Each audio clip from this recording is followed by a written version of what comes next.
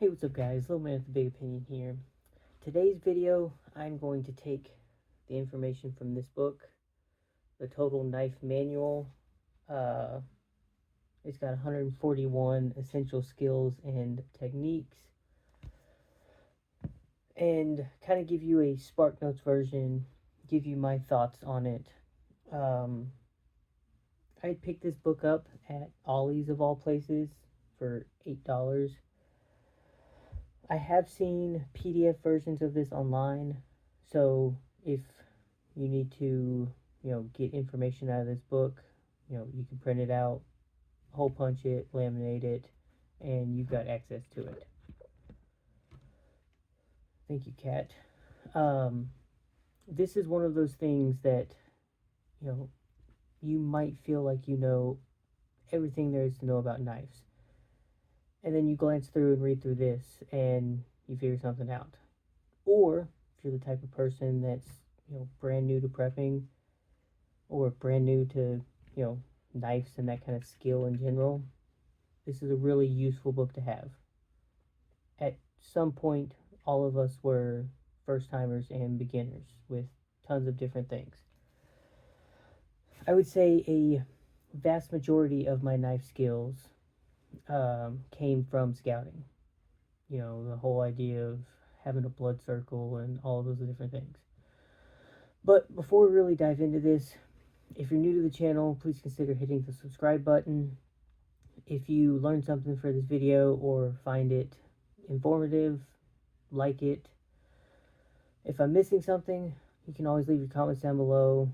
Ask all the questions you want. I can go further in depth in videos or just, answer your question there.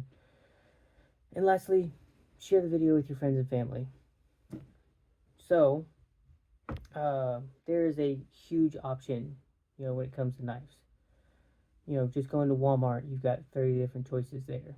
You go to a bigger place, Academy, Cabela's, Bass Pro Shop. There are hundreds, if not thousands, of different types of knives. There are some that are practical.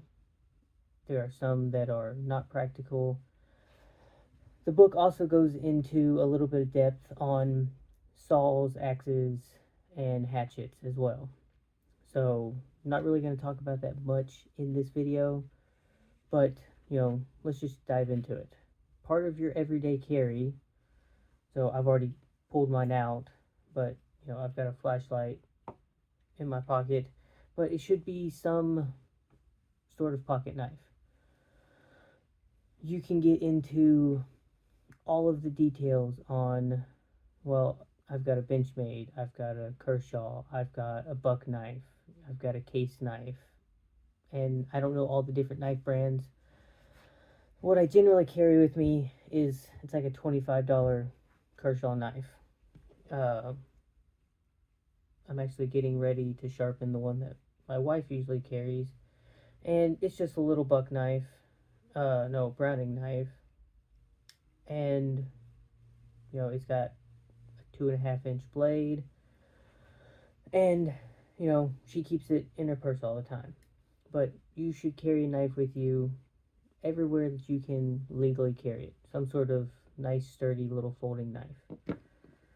There are other options where this one is made to go on a keychain, and it's got a bottle opener and the knife blade and a couple of screw tips. This will do just about everything this does, and it adds a few other options. Where did I put it? Oh, I put it here. I really like Gerber products. This is a multi-tool, meaning it's not just the knife. It's got several other options. This is nice because it comes with the pliers. On the knife end, nope, back up, no. On the knife end, we also have a saw that it comes with. It's got the, I think, yeah, the knife's on this side. So, it's got a decent sized blade on it. And then on the other side, it's got other multi-tool stuff, this one comes with two different kinds of saws, um, and then bottle openers, other things. I really like that this one also has a locking mechanism on it. So, that's kind of getting a little bit of the best of both worlds. Another sort of knife that you should have is some sort of fixed blade. This is actually my great grandpa's knife. It's a Buck 105. And I don't know if the camera's going to be able to pick it up very well, but actually I think it does. At one point, this was a nice straight edge. And you can kind of see in this section, the metal has worn down a bit, so it almost kind of has like a saber look to it. But this is a half tang, so the blade only comes down to about here, and then this is just kind of extra space. But this is a good solid knife. I wouldn't say, which the last knife is in my car, that one is a full tang, and that's essentially the blade goes all the way through the handle. It's like, I can't remember how thick it is, but that one's really made to beat itself up. The realm of useless knives, in my opinion, is the really awkwardly large. This is a cheap, supposed to be kind of like a Rambo knife. This was a gift when I was like 10 or 15, and it was one of those, you unscrew the bottom and it's got all these survival kind of items in it. And don't get me wrong, the only thing I still have in it is the compass. If you've got this and the other person has nothing, then you're much better off. But the big compromise with this is, yes, you've got this nice big old thick blade that's got a saw edge on the back. It has like no tang to it. There's a pin, I'll turn it over here, there's a pin that pushes through right there. So if you really started whacking and beating something up with this, you're probably going to break the blade off. So really make sure what you're getting is going to serve the purpose that it needs to serve. So this is more kind of gimmicky, and there's a lot of gimmicks out there. So those are kind of the mainstay of knives. You can get knives that are in a a necklace form. You can get knives that clip onto your boot. They make those little wallet knives that are kind of useful but not really. And their prices can be all over the place. Figure out what works best for your situation, but there's a multitude of reasons why a good old folding pocket knife can be useful. There's a multitude of reasons why you should have a multi-tool, a fixed blade knife, and then getting bigger than that, it kind of narrows down what makes it useful. But some of the things that a knife's useful for, you can use it to shave with. You can use it to make kindling for a fire. You can use it to gut different animals. You can use it in a self-defense situation. Two people get into a fight, both people are using fists. The person with the blade has an advantage.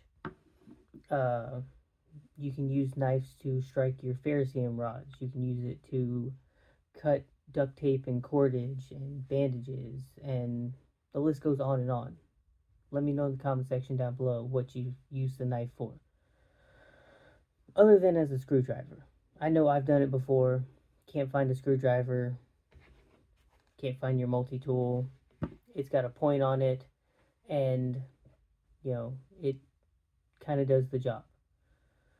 Other things to consider is having stuff to maintain and take care of your knives. A simple whetstone,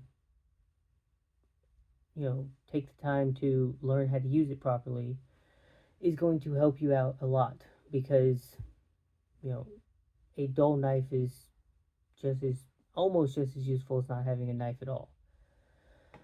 You can use your car window to sharpen a knife. Most people didn't know that. You can use your leather belt to kind of hone it. It's not really gonna give you a nice strong edge. You can use a sturdy stone to sharpen your knife. Just kind of get you a nice flat river rock. Anything that can grind the metal back down into, you know, a blade edge is going to help you with your knife. Something that my brother gave me um, is this little work sharp. So I don't really know how much it costs, and I didn't look it up, and I'm recording this on my phone. But this thing's wonderful. You can set it for different edges. 30 inches is going to be more like, you know, sharpening your field knife that you're using to split wood or an axe. 15 is getting really close to, well, I didn't mention it. These are the angle degrees that you're going to put on your blade. 15 is getting closer to something you might want to shave with. We have found that a nice, just in between where you're going to have a sharp edge, but you're not just going to get rid of it so quickly, is about 21-22%. That's something else that most people don't know. Razors, extremely sharp. The sharper the blade, the finer that angle is, the quicker it's going to dull on you. The, greater the angle, the less sharp it's going to be, but the longer it's going to last. And so your different knives, like this pocket knife, can be in that 21-22 range. Your fixed blade knife, you might want to increase it a little bit. If you've got a real thin blade that you're using for shaving, like a straight razor, you're going to go down closer to that 15. So this is adjustable. What's nice about this is you clamp your blade into it. It's magnetic. It's going to hold the exact angle. And it comes out so you can sharpen one side, turn it over, sharpen the other.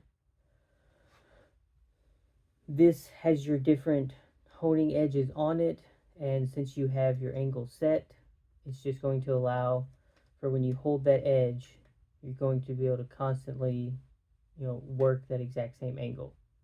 It's not going to change. Having a Sharpie makes sharpening your knife loads easier. I just grabbed a Sharpie. You probably don't want to use the orange one. Use a darker color like brown or black. But you'll color on your blade. That way you can actually see that you're removing metal and actually putting an edge on your knife. This has 3 different sides to it. It's kind of faded, but there's a 600 grit, there's a 320, and then the last one's like an 800. The higher your grit, the less metal you're going to take away. The lower the number, the more that you're going to take away. It's just like sandpaper. So if it's a brand new knife or you've got a bunch of nicks in it, you're going to start with a higher and slowly work your way down.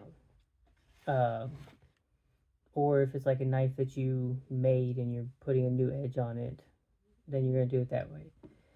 If it's, coming from the store, it's already going to have some level of an edge, so you might not need to start with the 600. You might need to start with the 320. So a lot of store knives are going to have about a 25-24% edge on them. So and this goes across everything of prepping, but when you purchase tools, you also want tools to be able to take care of your tools. So like knives that have like a saw edge, you're going to want to have a sharpener that can sharpen the saw edges. And it's always a great idea to have multiples. The idea of 2 is 1 and 1 is none. You pick up 2 or 3 different knife sharpeners, great. You learn the type of rocks in your area that you can sharpen a knife with. and maybe you pick up a couple, or you at least know where you can find them, great. After that, well, there's one bonus knife that I have. I talked about this the other day. It's a wood carving knife. So, very specific type of tool. And there are some more, specific, like having a knife with a gut hook on it will help you gut things. Having a fish fillet knife is typically going to have a much thinner blade, so you can, remove scales and skin on a fish and keep more of your meat. So those are your two bonus kind of knives. Um, so you don't have to limit yourself to the book that I showed. Again, it's called the Total Knife Manual, 141 Essential Skills and Techniques. You can, hopefully you learned something from this video. There's probably hundreds of other channels that have videos on using knives and using them for bushcrafting and medical and, cleaning the game that you get. So, don't just stop here. Check out other videos. Continue to learn more. In your last bonus, my scoutmaster, when I was in our troop, you got your whittling chip, and he'd pull out this big tin that was full of knives, and he would let you pick one, and that was like your, hey, you accomplished something, and here's a reward for it.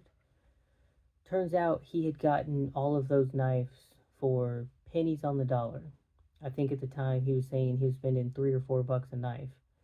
He'd go to the airport, they resell all the knives that people either are purposely taking, or you forgot, because I can't well, I can remember a time I didn't have a knife in my pocket because I flew 2 weeks ago, but before that I can't remember a time that I wasn't carrying a knife. So some people's mistakes can be other people's rewards. So maybe call ahead, because I don't know if every airport does that, but at least the Austin airport at the time was reselling these knives. And some of these knives were $50, $60 knives that he was getting for pennies on the dollar. You can also check out garage sales and thrift stores and stuff like that, but it's one of those things that you get, and as long as you don't break it, you're using it the way that it's intended to be used, there's a very good chance that you don't have to continue to buy these. You get you a handful of them, you kind of spread it out amongst the different tasks that they can accomplish, and you can knock that off your prepping list. You don't have to worry about, oh, monthly I'm getting more. If you're buying knives monthly, then you should probably stop buying them from the gas station, because as much as they look cool and they're super sharp, they're super sharp for like 5 or 6 days, and they're very crappily made. So definitely don't buy a knife from a gas station. But that being said, if you like the video, like the video. If you like what we're doing with the channel, hit the subscribe button, leave your comments down below, and share the channel with your friends and family. And with that, catch you in the next one.